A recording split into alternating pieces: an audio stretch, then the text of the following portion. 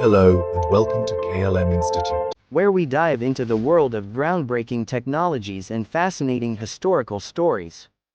Today, we explore one of the most enigmatic and awe-inspiring machines ever created, the Caspian Sea Monster.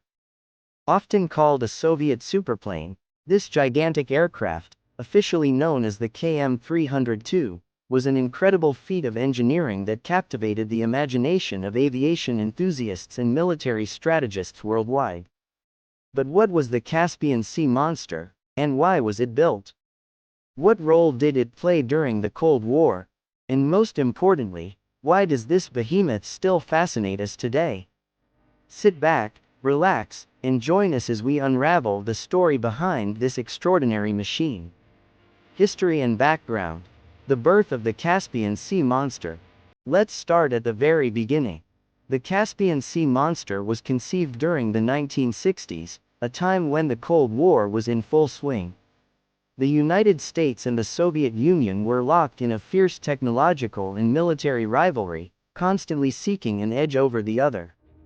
In this atmosphere of high-stakes competition, the Soviet Union embarked on a project that would push the boundaries of aviation and military technology. The KM-302, or Caspian Sea Monster, was no ordinary aircraft. It was an ekranoplan, a type of ground effect vehicle, GEV. What makes these vehicles so unique is that they use the natural phenomenon known as ground effect, an increase in lift that occurs when an aircraft flies just above a surface, like water or land. The Caspian Sea Monster took this concept to the extreme, using its massive wings to travel just inches above the water at incredible speeds. This aircraft was the largest of its kind, measuring a staggering 92 meters, 300 feet, in length and weighing over 500 tons. It could reach speeds of over 500 miles per hour, making it faster than many traditional planes of its time. But speed wasn't the only thing the Caspian Sea Monster excelled at. It was designed to carry huge payloads of up to 550 tons, making it a perfect vehicle for military transport and reconnaissance. The Caspian Sea itself was a perfect testing ground for this incredible machine. Surrounded by Soviet territory and strategically important to the USSR's defense plans, the region's vast waters and limited access to traditional airstrips made it an ideal location to test such an innovative aircraft. Why was it built? Geopolitical and economic motivation. But what was the driving force behind the creation of this gigantic superplane? Well, the answer lies in the geopolitical and economic landscape of the Cold War era. The Soviet Union needed to assert its dominance over critical regions, like the Caspian Sea, where naval superiority was a strategic priority. The Caspian Sea Monster was designed to operate in regions where traditional aircraft and ships couldn't perform effectively. Conventional planes needed runways, which were difficult to build in some remote areas. Ships, on the other hand, could be slow and vulnerable. The KM-302 offered a solution to both problems by flying at extremely low altitudes, skimming over the water's surface at incredible speeds. It could bypass traditional limitations and quickly deploy military forces, equipment, and supplies where needed. Beyond its military function, the Caspian Sea Monster was also about economic power. The Soviet Union sought to control vast stretches of coastline and key maritime routes, and the Caspian Sea Monster was built to reinforce that control. With its ability to travel across large bodies of water, it gave the Soviets a strategic advantage in maintaining influence over critical maritime regions, all while showcasing their technological prowess on the global stage. Who used it and for how long? So, who used this mighty machine, and for how long?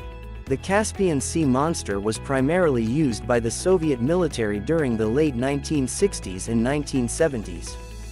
Its role was crucial for reconnaissance missions, testing new technologies, and as a fast military transport vehicle.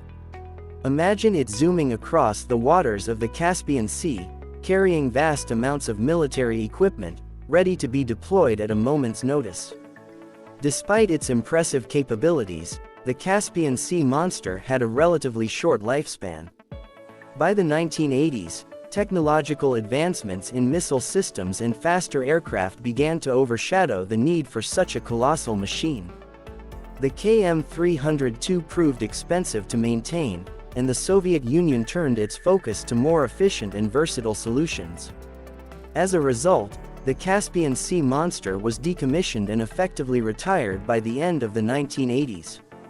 The revival. Where does the Caspian Sea Monster stand today?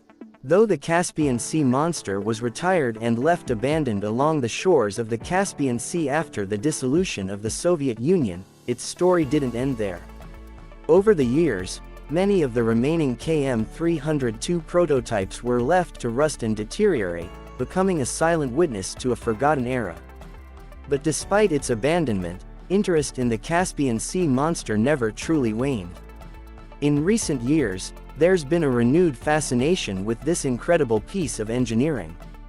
Aviation enthusiasts, historians, and even military strategists have started to revisit the Caspian Sea Monster, exploring what it could have achieved and what it might still offer.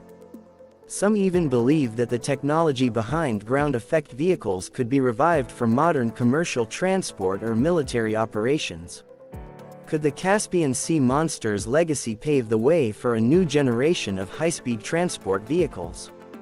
Some experts argue that we might one day see a revival of this technology, perhaps in the form of advanced ekranoplanes used for shipping, disaster relief, or rapid military deployment. Today, several models of the Caspian Sea Monster are preserved in museums as historical monuments, showcasing the Soviet Union's innovative approach to aviation and military power. These machines stand as a testament to Soviet ambition and engineering genius. A monument to Soviet ingenuity, the Caspian Sea Monster is more than just a forgotten Cold War relic. It's a symbol of the Soviet Union's engineering prowess, their commitment to technological innovation, and their desire to dominate in both military and economic spheres. Despite its relatively brief operational history, the KM-302 still captures the imagination of people worldwide. Its legacy has sparked ongoing debates about the future of aviation and military transport. At KLM Institute, we will continue to explore these incredible machines and dive deeper into the stories behind the world's most fascinating technologies. What other Cold War innovations might still influence the future of aviation and military strategy? What other technological marvels have been lost to time, waiting to be rediscovered? Make sure to subscribe and stay tuned for more in-depth stories from the world of engineering, innovation, and history. Let us take you on a journey through time, exploring the incredible achievements that shaped our world. Thank you for joining us today at KLM Institute. We hope you enjoyed learning about the Caspian Sea Monster and its fascinating history. See you in the next episode.